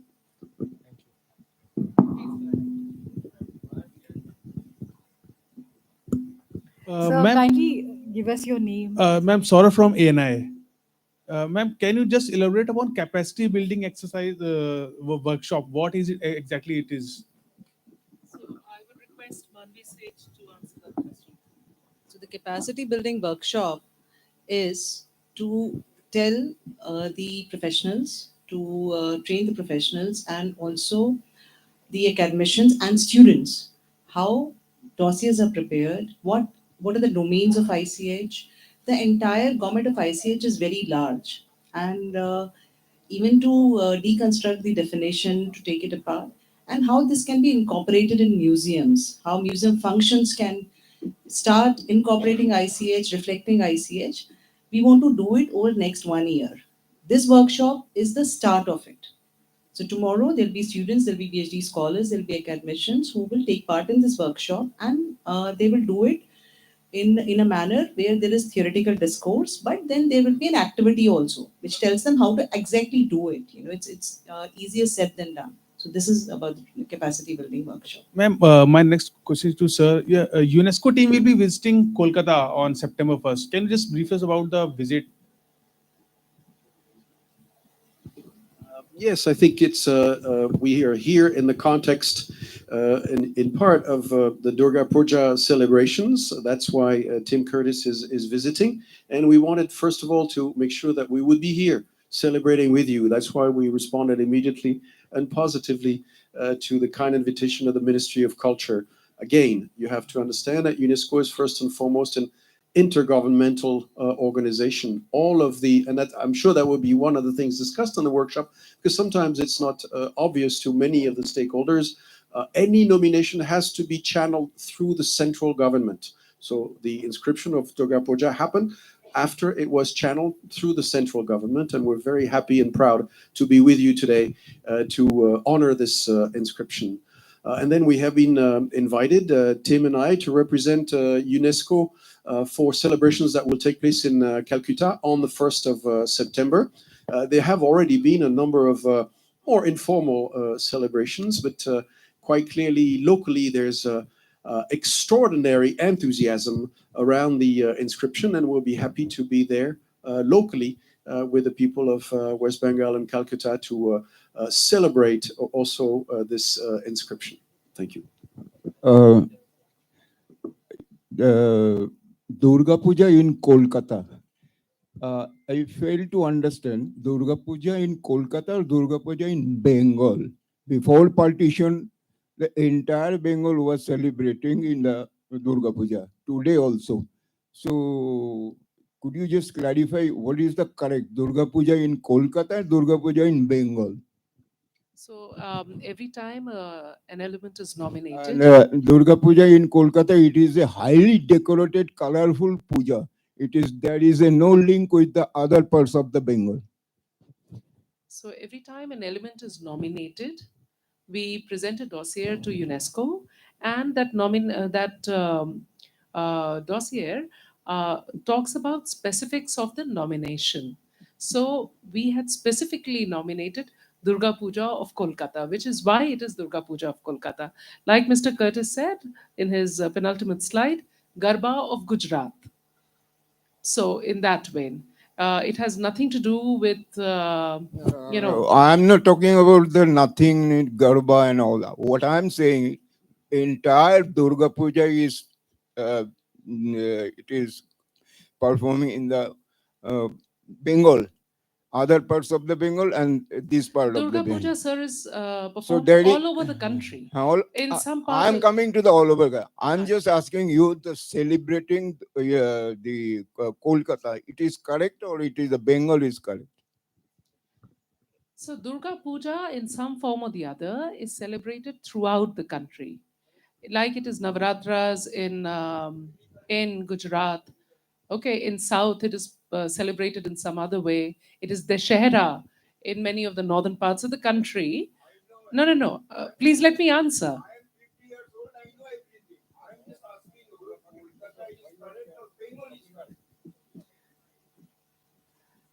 So it is incidental that the element got nominated as Durga Puja of Kolkata, which is why this term comes up on the screen and which is why we are celebrating the inscription of Durga Puja of Kolkata. It is not to take away from the fact that Durga Puja is one of the most revered festivals which is celebrated under different names in almost every part of this country and also the neighborhood. Thank you. Madam एक सवाल है मेरा रविकांत हूँ ABP news से ये जो inscription हुआ है इसके बाद दुर्गा पूजा को प्रमोट करने के लिए क्या कुछ किया जाएगा? एक बार जब इंस्क्रिप्शन होता है तो उसमें जो प्रोसेसेस इन्वॉल्व रहते हैं, जो सेफगार्डिंग मेजर्स वगैरह होता है, इंस्क्रिप्शन की प्रक्रिया के द्वारा वो सब सबके सामने आता है. तो उसको हाईलाइट कैसे किया जाए, उसको सेलिब्रेट कैसे किया जाए, इसकी कवायद हर तरीके से होती है. और इस जैसे ये वर्कशॉप हो रहा है, इसमें हम लोग ये देखेंगे कि क्या ऐसी खूबियां थी इस फेस्टिवल के अंदर या क्या हम लोगों ने उजागर की जिसकी वजह से इसका इंस्क्रिप्शन हुआ. So in a way it is retelling the story of Durga Puja and also the aspects of Durga Puja that merited this inscription. So it gives it the kind of prominence that it requires. It puts it, gives it the limelight and therefore attracts all kinds of, community participation, state participation in safeguarding it and also in propagating it as intangible cultural heritage. Are you with the media? Are you with the media? If you can also introduce yourself on the media you're associated with, my it name would is really Rekha help all Dixit of us. and I'm Thank from you. The Week magazine. The gentleman here had a very valid question. When you're talking about the chanting, you're talking about chanting in Ladakh is a larger region. We're talking about Gujarat. We're talking about an entire state. I mean, I can understand, the culture changing from state to state. But specifically, why has this been inscribed as the Durga Puja of Kolkata and not, say, West Bengal? Why not the state? That is the question. It is purely incidental. No, what it is the how incident? this is how we titled the dossier. Why? We can go into it becomes it. Very urban. But that was the question, because we are talking about Gujarat as a Garba. So we're talking about the entire state. I don't think there is any, great reason to it. This is how it is. It is, like I told you, purely incidental. We can go into 2 years, 3 years ago when the element was nominated. We can go into the logic of why it was done back in the day. But in and of itself, it is incidental. It's just the title. So at that time, in their wisdom, it was decided. The competent authority would have decided that, it should be titled so. But Durga Puja is the significance of this inscription is the celebration of Durga Puja itself, is the recognition of Durga Puja itself in the representative list of humanity. मैं संगीत नाटक अकादमी से हूँ और इस पर मैं थोड़ा सी रोशनी डालना चाहूँगा कि जब हम मैं सुमन कुमार हाँ 300 साल पुराना है, 400 साल पुराना है, और भी पुराना है। हाँ, कीर्तिदास रामायण जो है उससे भी रिलेटेड है। ठीक है, तो दुर्गा पूजा और आदिकाल से दुर्गा की आराधना होती रही है। तो इसमें कोलकाता क्यों? क्योंकि आप जब इसको देखेंगे, आईसीएच के सेक्टर को देखेंगे, तो इसमें जो 5 एलिमेंट हैं या विविध आयाम हैं, उसमें सस्टेनेबिलिटी भी है। उसमें कैसे एक एलिमेंट जो है हमारे सोसाइटी को जोड़ता है, मासेस को जोड़ता है, और उसके लिए एक कहें तो मार्केट भी तैयार करता है। कैसे वो लोगों को एक्सप्रेशन करने के लिए या वैसी जगह प्रोवाइड करता है, अपने आर्टिस्टिक जो पार्ट है उसको भी डिस्प्ले करने के लिए खूब सारे मौके बनाता है। दुर्गा पूजा देश में हर जगह होता है, लेकिन कहीं एक कम्युनिटी के रूप में सिर्फ होता है और वो थोड़ी सी वाइब्रेशन करके खत्म हो जाता है। लेकिन दुर्गा पूजा जब कोलकाता में होता है तो वो पूरा विश्व देखता है। You agree with me? क्योंकि दुर्गा पूजा के वक्त पर एक एक पंडाल जो सजता है, एक एक गली जो सजता है, एक एक मोहल्ला जो सजता है, उसमें हम सब कुछ भूल जाते हैं कि कौन किस जात का है, कौन किस मजहब का है, कौन, लेकिन सब पूरा प्रदेश, पूरा देश उस वक्त मना रहा होता है। लेकिन कोलकाता में खास बात होती है, जैसे त्रिपुरा में भी आप देखें खास बात होती है उस, हाँ, इसीलिए ऐसा महसूस किया कि हम जो चाहते हैं कि हमारा एलिमेंट, जो एक एक एलिमेंट है, वो हम मैटर करे आने वाले भविष्य में, इस तरह सेलिब्रेट हो कि वो हमारी जीविका का साधन बन जाए। आप नहीं चाहेंगे तो ऐसा कोलकाता में दिखता है कि वहां जाकर के कितने सारे लोग दुर्गा पूजा के वक्त में गांव से आकर के वहां जिंदा रहने, साल भर जिंदा रहने का रोजगार पा लेते हैं। इसीलिए ध्यान गया कि कोलकाता में वो सारे मैंने चीजें हैं जिसको हमें दूसरी जगह भी होना चाहिए। और ये हम नहीं कह रहे हैं कि कोलकाता कहने का मतलब ये नहीं है कि सिर्फ दुर्गा पूजा कोलकाता की, लेकिन एक रिप्रेजेंट कर रहा है, एक रिप्रेजेंटेटिव होता है कुछ जो बंगाल को रिप्रेजेंट करता है। तो हम बंगाल के लिए कहाँ मुंह खोलेंगे, दरवाजा कहाँ से खुलेगा? It is the opening gate of Durga Puja from Kolkata, क्योंकि वो सबसे ग्लोरीफाइड है। उसने पूरी दुनिया को दिखा दिया है कि यहाँ दुर्गा पूजा इस तरह से होती है। हम अपने कल्चर एलिमेंट को, we should recognize our cultural element because it is connected to our identity, it is connected to our future, it is connected to our generations. So things should be like that, it has to raise up like that. So इसलिए कलकत्ता को एक representative के रूप में रखा गया है। ये मत कहिए कि सिर्फ कोलकाता को ही रिकॉग्नाइज किया है, यहाँ दुर्गा को रिकॉग्नाइज किया गया है, जो कोलकाता के जरिए पूरे विश्व में पहुंच रहे हैं। Thank you, I think that you have got that. So this way, sir. So good evening. My name is Sanjay Agarwal, and I represent World News 24/7. So my question is to Mr. Tim. When you're talking about UNESCO, it's a larger, it's worldwide. So when you're talking about any festivals per se, so are you going to showcase them across the world, like now at that festival time when it's happening across in India? I'm not quite sure what you mean by showcase in that sense of I don't necessarily go. We have a lot of Indian diaspora there, so they'll also be happy, like you're going to no, absolutely. I mean, we give prominence to all the elements that are listed on our lists, and so we, and we're working with the countries. Obviously, we don't do it directly. We work with the countries to do events and to showcase them. The whole point, in a way, of putting them on this list, on this representative list, is to raise the awareness, raise the consciousness, raise the understanding of the importance of all of these elements. And we do as much as we can, working with our member states, countries who run a lot of the programs, to try to foster events, awareness in the country, but also outside the country. And I think it's very important in the context of UNESCO that this heritage is shared in a wider sense. So yes, and we have our websites, we have events, and sometimes in Paris or elsewhere. So Yes, absolutely.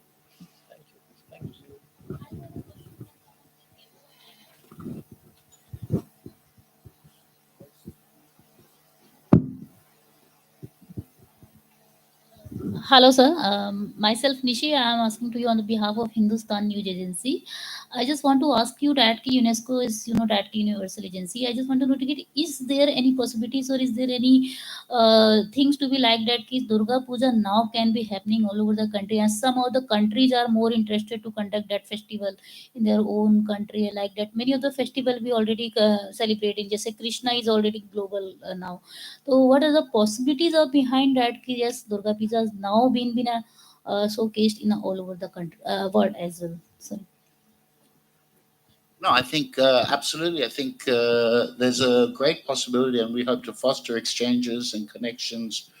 It is representative when we do the intangible cultural heritage, because we are very aware that intangible cultural heritage happens in myriad forms in different places. It's not always tied to one specific place, and it happens all of this. So I think, as I said, it is a part of the purpose of this convention to foster and facilitate exchanges and recognition and global awareness, if you will, of the importance of not only this one specific festival, but these kinds of festival and how they can be, why they must be safeguarded and transmitted to next generation. So. Yeah.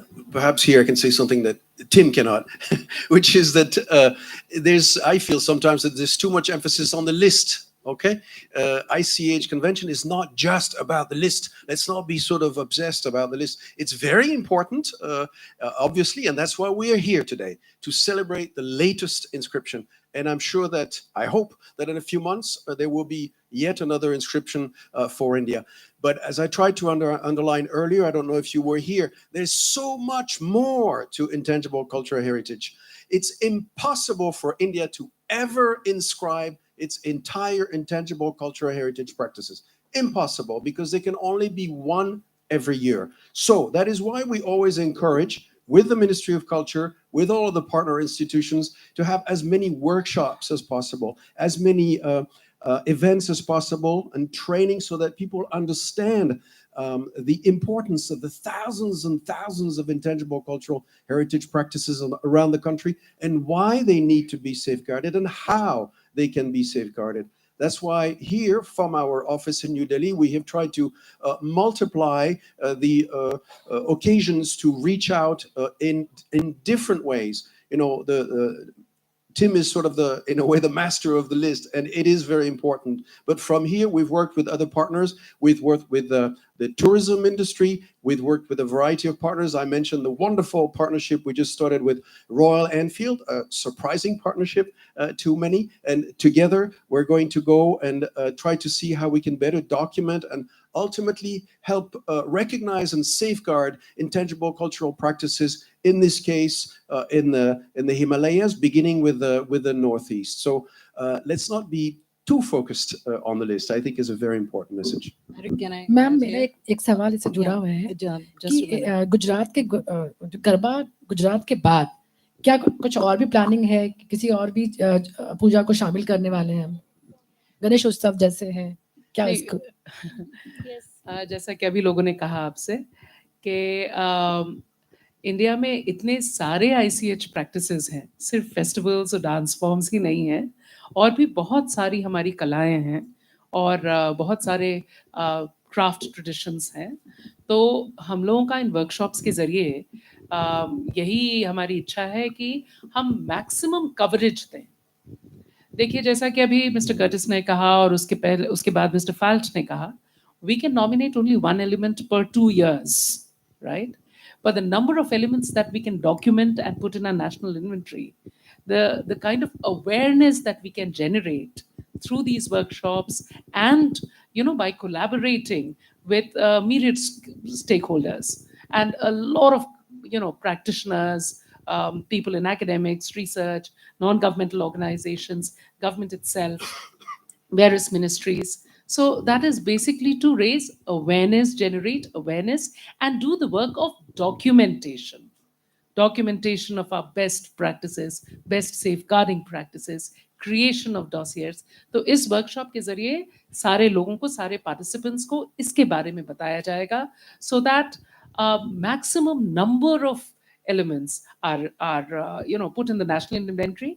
एक बार ये हमारी तैयारी हो जाती है, then it becomes easier for us. Then perhaps we can make a case with UNESCO that you allow us to nominate 2 elements, 3 elements every year, perhaps. Who knows? It's an evolving convention. So that हमारे और भी बहुत सारे elements को इस तरीके से inscription उनके होने की संभावना बढ़े. Thank you. Liji, can I add to that? So the questions which were there from the gentleman here and you, and then you. See, the listing is only endorsement and recognition from an international body, UNESCO. The responsibility of practicing it lies on the community, and the responsibility of the government of that country is to support the community. So we have to raise awareness. If we have to celebrate it, we have to support the community. If we have to raise awareness about it amongst professionals, we have to do more training. So UNESCO has done it, and we are very happy, and we hope that this really puts a sense of pride in us, and it tells us to document more, as Liliji has said. We need to create our own pool, our own data, not just one element per year or 2 years, but hundreds. We can do it at national level. Who is stopping us? And when we do this, then the community also, who are leaving practices, who are leaving because of the pressures of modern needs, will get encouragement to practice it.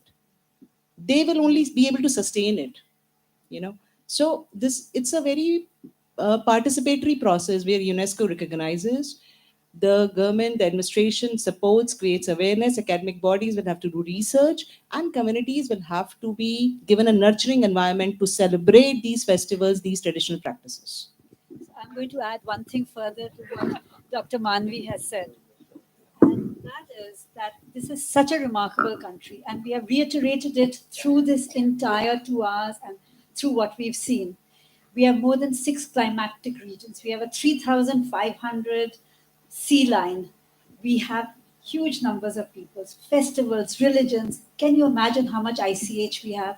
So we should actually, instead of looking at others, we should actually have a citizens' charter, a civil society charter, a charter for all of us, because at the core is the community and the individual whose ICH it is.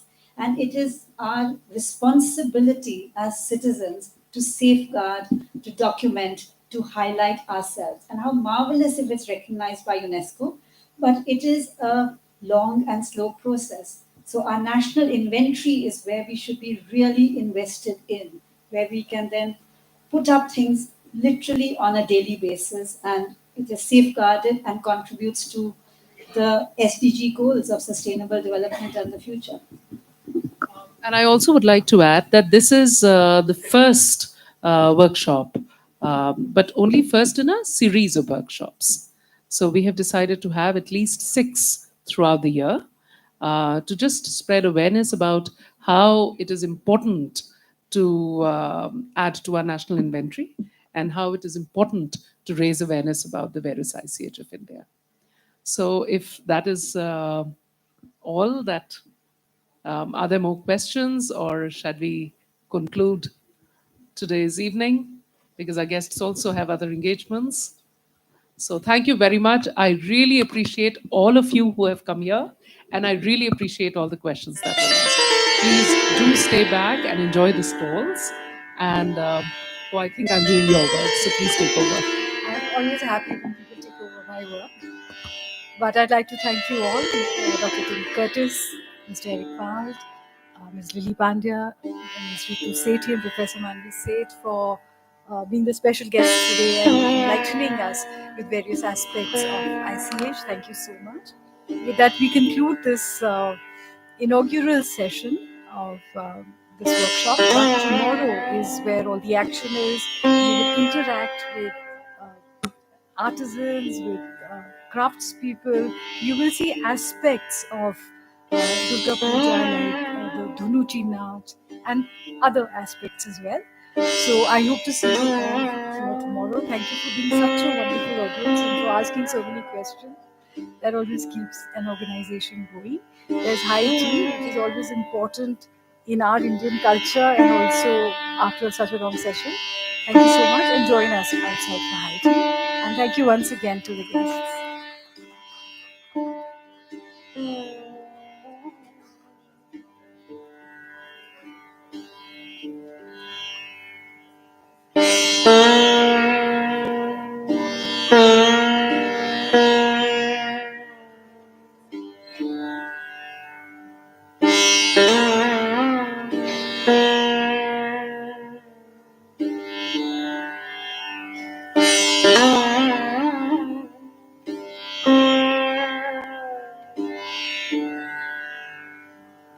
Mm-hmm.